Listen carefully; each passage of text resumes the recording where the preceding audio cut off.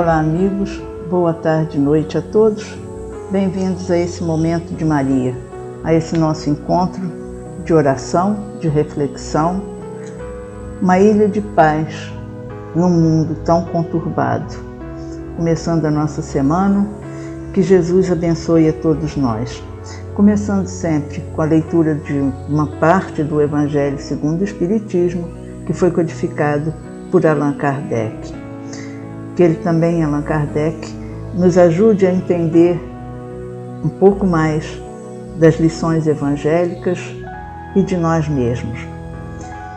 Abrimos no capítulo 17, Sede Perfeitos, no começo do capítulo, Características da Perfeição.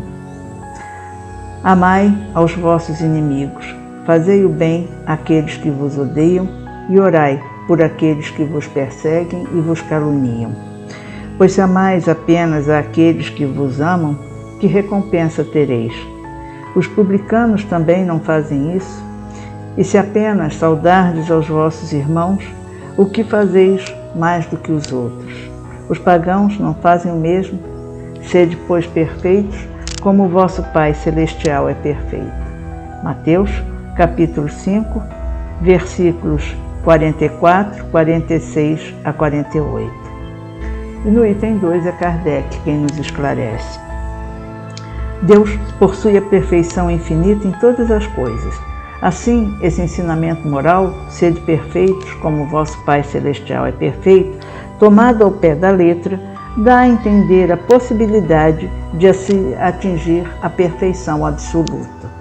Se fosse dado à criatura ser tão perfeita quanto o Criador, ela o igualaria, o que é inadmissível.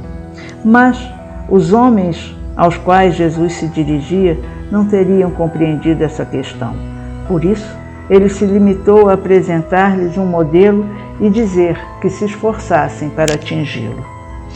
É preciso entender, por essas palavras, a perfeição relativa que a humanidade é capaz de compreender e que mais a aproxima da divindade. E em que consiste essa perfeição? Jesus diz: amar aos inimigos, fazer o bem àqueles que nos odeiam, orar por aqueles que nos perseguem. Ele mostra que a essência da perfeição é a caridade, na sua mais ampla significação, porque define a prática de todas as outras virtudes. De fato, se observarmos as consequências de todos os vícios e até mesmo dos pequenos defeitos, reconheceremos que não há nenhum que não altere de alguma forma, um pouco mais ou um pouco menos, o sentimento da caridade, porque todos têm no seu princípio no egoísmo e no orgulho, que são a sua negação, visto que o que estimula exageradamente o sentimento de personalidade destrói ou, pelo menos, enfraquece os princípios da verdadeira caridade, que são a benevolência, a indulgência, a abnegação e o devotamento. O amor ao próximo, levado até o amor aos inimigos, não podendo se aliar a nenhum defeito contrário à caridade, é por isso mesmo sempre o indício de uma maior ou menor superioridade moral, de onde resulta que o grau da perfeição se dá em razão da extensão desse amor. Eis porque Jesus, após ter dado aos discípulos as regras da caridade, no que ela tem de mais sublime, disse: sede, pois, perfeitos, como o vosso Pai Celestial é perfeito. Aqui, quando Kardec nos fala, de fato, se observarmos as consequências de todos os vícios e até mesmo os pequenos defeitos, reconheceremos que não há nenhum que não altere de alguma forma um pouco mais ou um pouco menos o sentimento da caridade, porque todos têm o seu princípio no egoísmo e no orgulho, que são, como ele diz, a negação da caridade. Aí a gente, se for recorrer ao Livro dos Espíritos, o livro 3º das Leis Morais, nas questões 913 a 916, vai ver a resposta dos Espíritos quando Kardec pergunta sobre qual é a raiz dos nossos males. e os espíritos vão fazer uma clara exposição sobre o orgulho, sobre a vaidade, sobre o egoísmo. O egoísmo que na palavra dos espíritos a gente pode ver na nossa vida é a maior chaga da humanidade, é a raiz de todos os males. Quando eu me coloco acima dos outros, precisando, querendo, achando que eu mereço mais do que os outros, eu preciso ser o primeiro da fila, no trânsito eu preciso chegar mais depressa e tem gente devagar na minha frente, eu estou sendo sempre o quê? Egoísmo.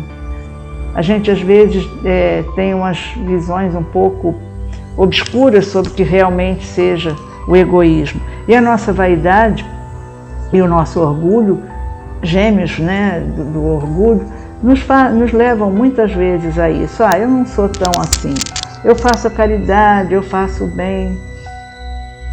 Mas esse convite do sede perfeitos é para uma introspecção bem maior, é um caminho, é uma rota para o autodescobrimento.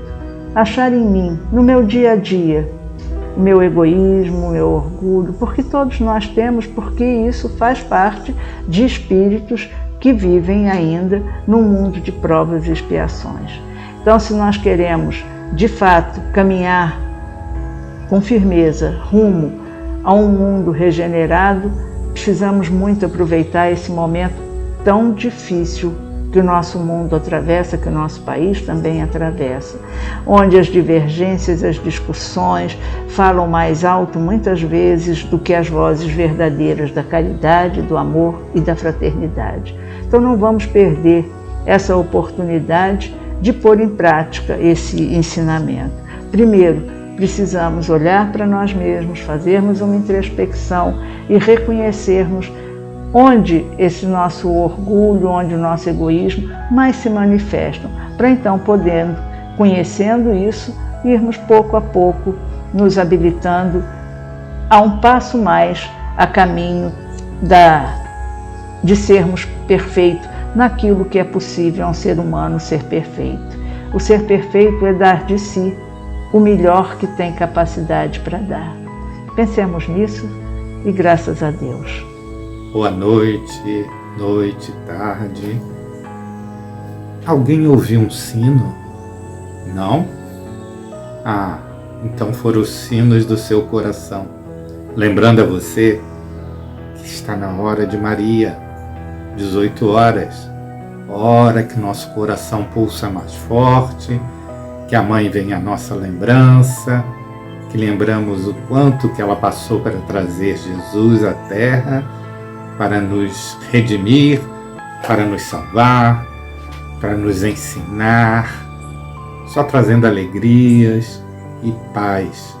Sofrimento ele teve, Maria também, mas ele veio para trazer a paz para nós, para trazer o amor, o ensinamento que nós ainda não conseguimos aceitar definitivamente.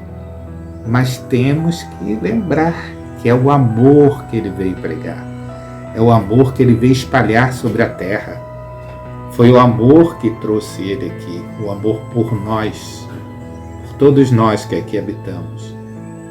E nesse momento, nós estamos aqui para louvar a mãe dele, aquela que trouxe ele, que nos doou ele, que se sacrificou por ele e que a todo momento está se sacrificando por nós, nos olhando onde quer que nós estejamos e onde quer que ela esteja, sempre de olho e com as mãos estendidas para nos ajudar. Então vamos agradecer, vamos pedir a ela que esteja sempre conosco, sempre intercedendo com o Pai, sempre trazendo sua bênção, sua palavra que nós não ouvimos, mas que sentimos aqui dentro do coração. E esses sinos que bateram dentro de você estão anunciando essa hora, a hora de louvar. Então, vamos todos aceitar esse convite dos nossos sinos e vamos orar para a Mãe Maria. Sim, vamos, né?